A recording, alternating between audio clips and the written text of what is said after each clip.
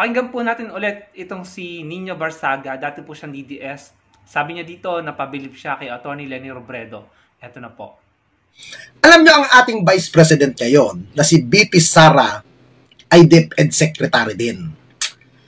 Umalis po si Pangulong Bongbong Marcos para makipagdialogo, makipag-usap sa mga negosyante sa ibayong dagat. Di po ba? Ngayon, nung umalis po siya, mula na naging Pangulo, itong si Pangulong Bongbong Marcos, buo ang tiwala niyang binibigay, buong tiwala niyang pinagkakatiwalaan itong Vice President na si VP Sara. Sa paraan, siya paparati ang nilalagay bilang caretaker or OIC ng ating bansa. Di ba? Siya ang nilalagay bilang caretaker OIC. Pero nung mga past, okay ang ginagawa niya doon. Pero ngayon, itong ginawa niyang paglutang sa rally na kung saan may panawagan ng resign Marcos. Di ba? Ang panawagan ng rally niya sa Loton, panawagan nila mag-resign na si Bongbong Marcos. Di ba? At ang ipalit daw ay itong si VP Sara. Magugulat tayo, biglang lulutang ang ali doon. Hindi man siya nagsalita, pero nagpa-interview siya sa mga media doon. Hindi ba isang katarantaduhan, isang kagaguhan ang ginawa ng taong ito? Di ba? Ang dapat dito, tanggalin na bilang DepEd Secretary, mga kaibigan. Step down as DepEd Secretary. Yun ang the best. Ang bumaba ka sa pwesto mo bilang DepEd Secretary. Mahirap yung tipo na ikay nagpipigil. Mahirap po yun. Nakakasama ng pangangatawan yun, madam. Nakakasama. Ha? Ipakita mo ang tunay mong saloobin. Bumaba ka bilang DepEd. Gayahin mo si dating VP Leni Robredo. Dati inaaway ko yan. Dati ko ano ng mga pinagpuputa ko dyan sa ali. Pero bilib ako kay Leni Robredo nung panahon ng Vice President niya. Bakit? Ngayon ko napagmatya, ngayon ko napag-itanto sa sarili ko, sa lahat ng rally labang kay Digong ng mga Liberal Party ng mga makakaliwa noon, hindi lumulutang si Leni Robredo sa mga panawagan. Hindi siya sumasama sa panawagan ng rally ng Resign Duterte. Hindi ginawa ni Leni Robredo. Pero ikaw, Vice President, DepEd Secretary, caretaker ng bansang ito, OIC ng Malacanang, nagawa mong lumutang. Isang kalapastanganan yan, madam. Isang pagtatraidor yan sa nagbigay sa iyo ng pagtitiwala pero maging caretaker dyan. Di ba? Isang lapastangan ang ginawa ninyo, madam. Kung sino man ang nasa likod mo na pumunta ka doon, gago ang taong nag-utos sa inyo ng plano na yan. Ha? Ayun, narinig po natin may point naman yung mga sinasabi niya. Sa totoo lang talaga, ang laki ng pagkakaiba ni Atty. Leni Robredo at ni VP Inday Sara.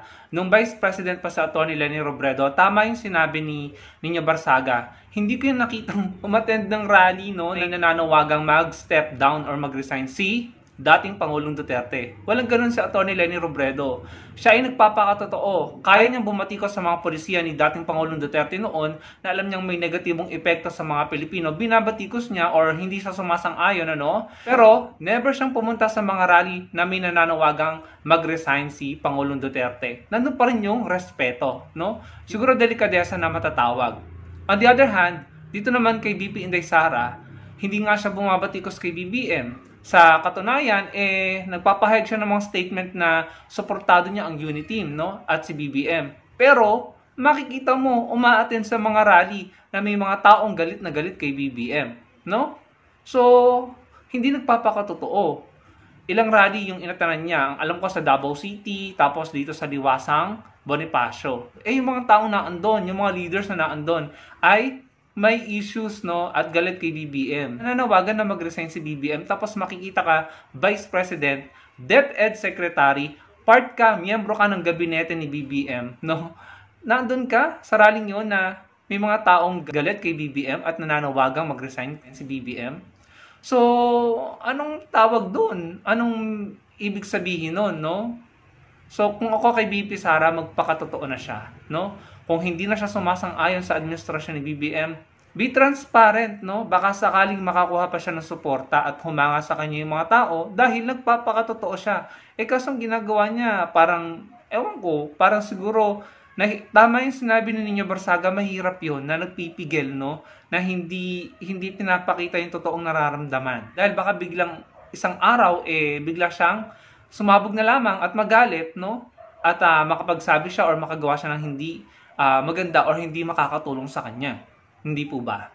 At sang-ayon ako doon sa sinabi ni Nino Barsaga na si Atty. Lenny hindi mo nakakitaang sumali sa mga rallian para ipanawagan ng pagre-resign ni dating Pangulong Duterte. Ang laki ng pagkakaiba ni BP Sara at ni Atty. Lenny Robredo. Sa budget, sa OBP, sa Atty. Lenny, kita naman natin na very minimal, no?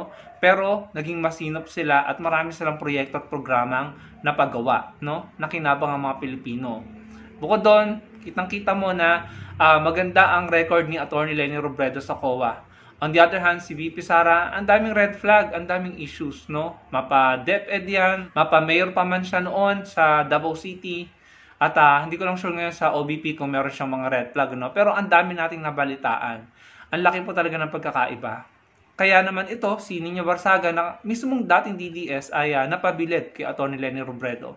Kahit ngayon sa Atty. Lenny Robredo, wala na sa posisyon, tumahimik siya, hindi siya nakikisawsaw sa mga issue ng politika, hindi siya nakikipagbardagulan, hindi siya nanggagatong, no? Hindi siya nananawagan ng ganito, ganyan. Sa madaling salita, hindi siya nagiging reason para magkagulo ang mga Pilipino.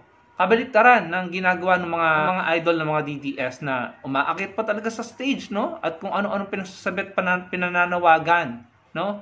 Sa Atty. Lenny Robredo, nag-focus sa kung anong pwede niyang gawin para makapagpatuloy sa pagsaserbisyo sa mga Pilipino via Angat Buhay. Talagang hindi ko maintindihan ng mga DDS na to kung bakit hindi nila makita yon kay Atty. Lenny Robredo. Na mas gusto nila yung maraming issue, problematic, no?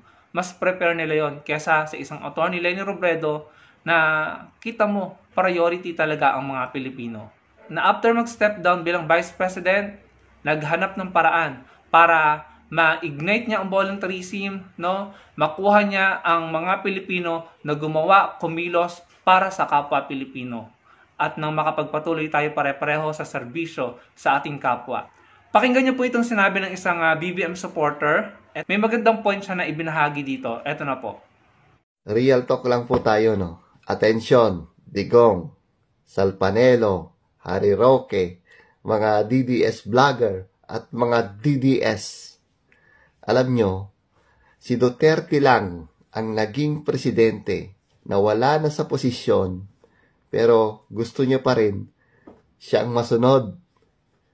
Ganun din ang mga ugali nyo, mga DDS. Ayun, napakinggan po natin yun na nga po yung sinasabi ko.